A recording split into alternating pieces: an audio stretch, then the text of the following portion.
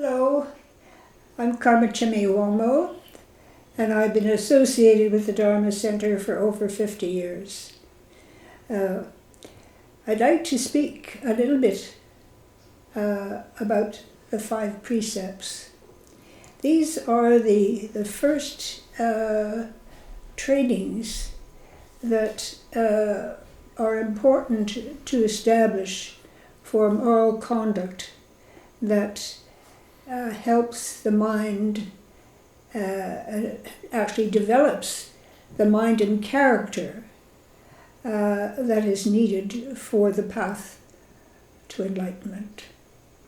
Now these precepts, 5 precepts, are for laity and also the basis of all the ordained orders, which are more than 5.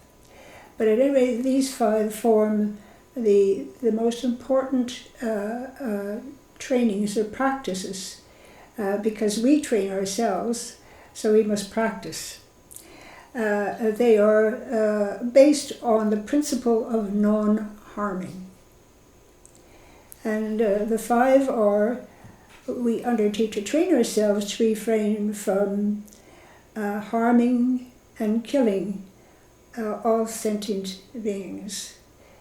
The second one is undertake to train myself to refrain from taking that which is not freely given. In other words, theft or stealing.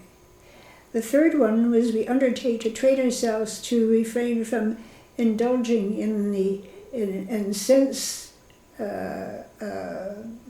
misconduct and also sexual activity. Unwholesome sexual activity. The fourth one is we undertake to train ourselves to refrain from false speech, which is of 5 kinds, and I'll go over them in more detail a bit. And then the 5th one is to refrain from taking substances, normally called intoxicants, that cloud the mind and cause heedlessness. So in the first one, harming and non-killing, this is a marvelous training. It's actually all the 5 precepts are a profound meditation, compassion, and kindness. And so we have to, when we start training, because we can only train ourselves, nobody can train us. They can point to the training, but in the end we have to do the work. We have to enlarge our view, and it starts from very obvious non-harming and non-killing and goes to more subtle forms. And so we have to ask ourselves a lot of questions. How are we harming? How are we killing? And of course we know by the results.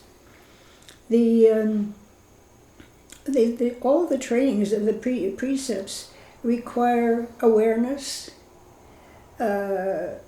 patience, because we're not until enlightenment. We need to purify our view, to enlarge our view, so that it encompasses not just ourselves but all beings. Mm-hmm. The second, not taking what is not freely given. In other words, it has to be obviously given to us, and not is there just because it's there. It's not for us to take, to take for granted. Mm-hmm. The third one, the importance there is to refrain from overindulging in the senses, mm-hmm. And then also to be mindful of refraining from unwholesome sexual activity, because the aspect here is energy. How are we using our energy? Mm-hmm. And the fourth one, false speech, has 5 aspects. We refrain from telling lies. And this is very important because what we say to others, it's part of how we create community. If we lie, we are not to be trusted. So it breaks our connection to the community in our relationship with others. The second one is to refrain from abusive speech. The point of all this is that when you lie, when you speak abusively, you are harming yourself first.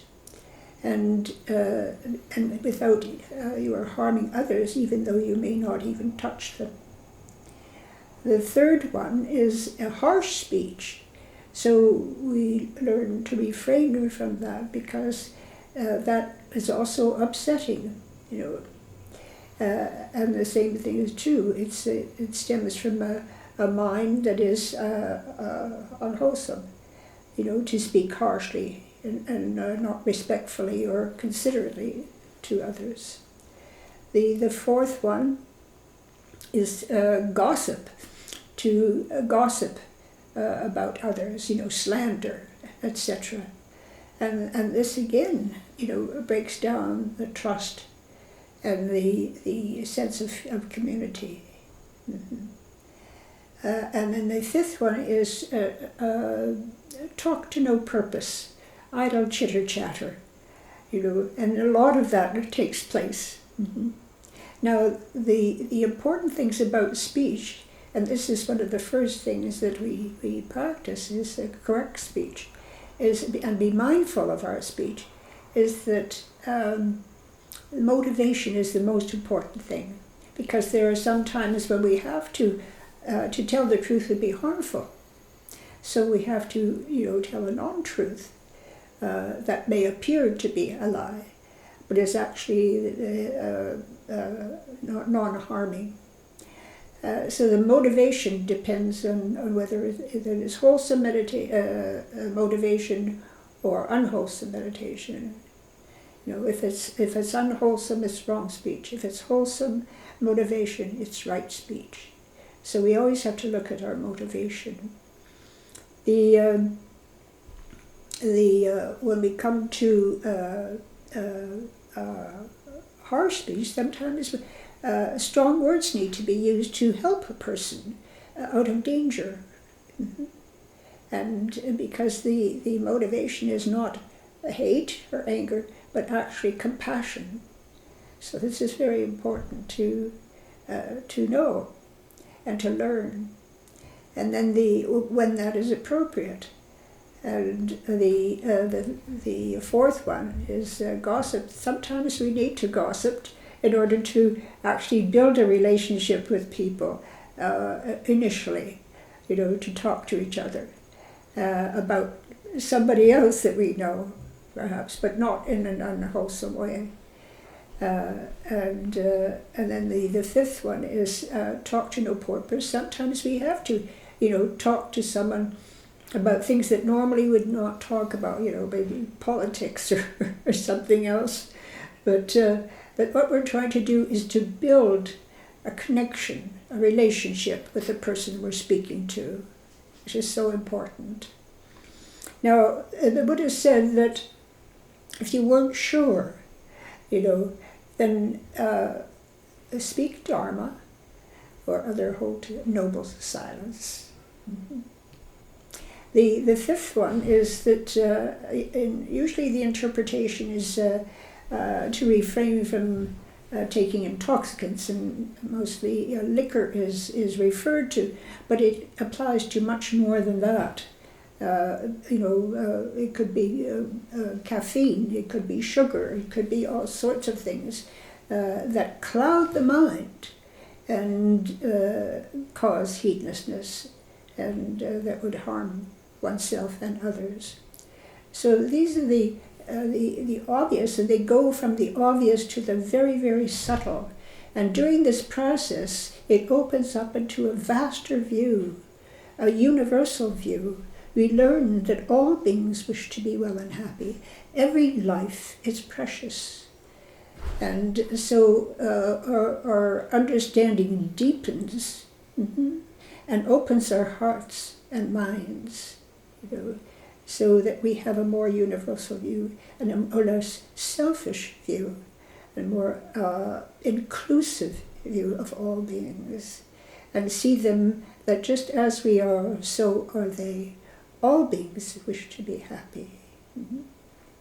So these trainings also cultivate many other aspects of the teaching that help us unfold, and they also, of course, cut right through, gradually, with patience, the roots of suffering, which are greed, hatred, delusion, confusion, and ignorance. So they form the foundation, the feet of the teaching. Without these, we cannot make good progress or easeful progress to overcome the suffering and attain to a liberation from it. Mm-hmm.